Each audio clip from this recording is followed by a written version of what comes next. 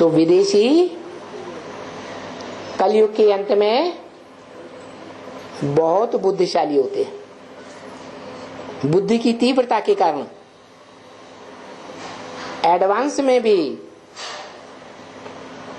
जो ब्रह्मा के पहले 4 पुत्र हुए, मानसी पुत्र, उनमें से जो 3 विदेशी हैं, इस्लाम का बीज, बौद्धियों का बीज, क्रिश्चियंस का बीज, वो तीनों बाप को पहचानते हैं और भारतवासी बाप को नहीं पहचानते।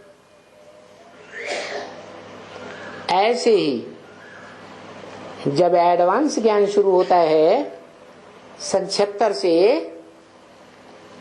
तो कौन सा स्टेट है जो भगवान बाप को पहले पहले पहचानता है और लाम लगा देता है?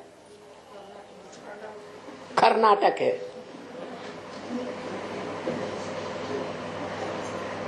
बाद में दूसरे दक्षिण भारतवासी आंध्रा, केरला,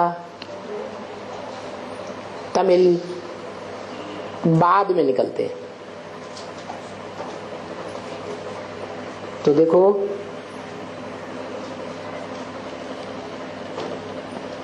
इसका मतलब ये नहीं है कि दक्षिण भारत में जो पैदा हुए हैं उनकी आत्मा विदेशी है। आत्मा विदेशी है या शरीर विदेशी है? शरीर विदेशी है। आत्मा ने तो नॉर्थ इंडिया में ज्यादा जन्म लिए हैं या दक्षिण भारत में ज्यादा जन्म लिए हैं?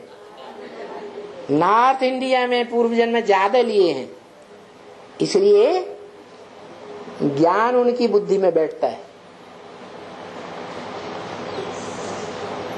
औरों की बुद्धि में ज्ञान नहीं बैठता है। विदेशियों की बुद्धि में तो ज्ञान इतनी जल्दी नहीं बैठता। भारत के जो विदेशी हैं, जिनका शरीर इस जन्म में विदेशी है, विदेशी खून से पैदा हुआ है, वो विदेशी कहे जा सकते हैं शरीर के आधार पर। आत्मा के आधार पर उनको विदेशी नहीं कहेंगे। तो बताया, चाहे कौरव हो